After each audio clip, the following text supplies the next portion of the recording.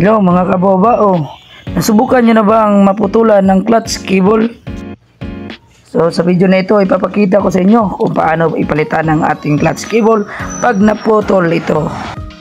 Una, buksan mo sa likuran at tatanggalin mo yung nut na nasa ilalim.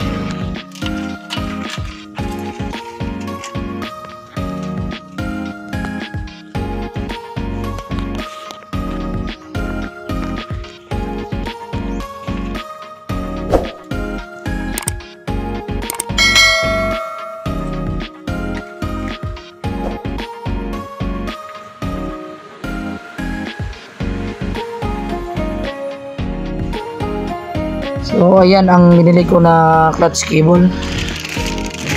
Ang bili ko niyan ay 280.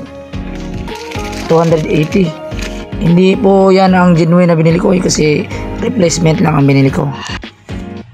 At dito dapat itali mo ang bago mong cable sa luma mong cable kasi pag bubunutin mo na lang bigla yung luma mo tapos hindi pa nakatali ang bago, ang hirap ipasok sa bago mong binili kasi ang masisikip yung pasukan. At ayan, tapos ko nang narugtong ang dalawa, ang yung luma at ang bago, hihilain ko na lang yan sa likod.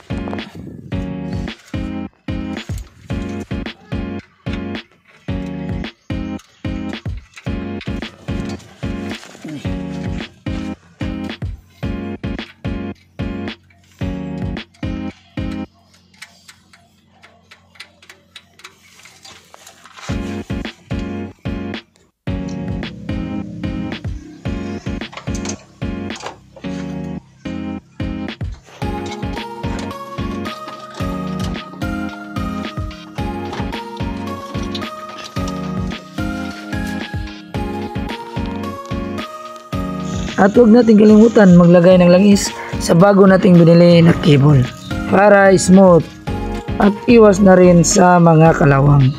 Dahil ito ang dahilan sa pagkaputol sa ating mga cable.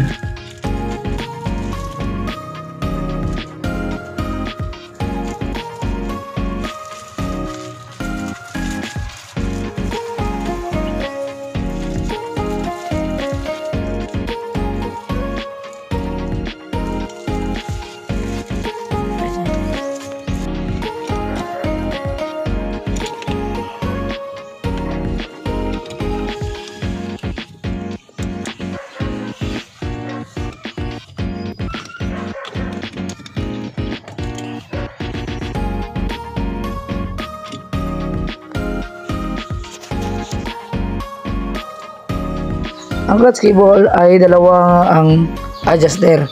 Pwede dyan ka mag-adjust at pwede din sa likod.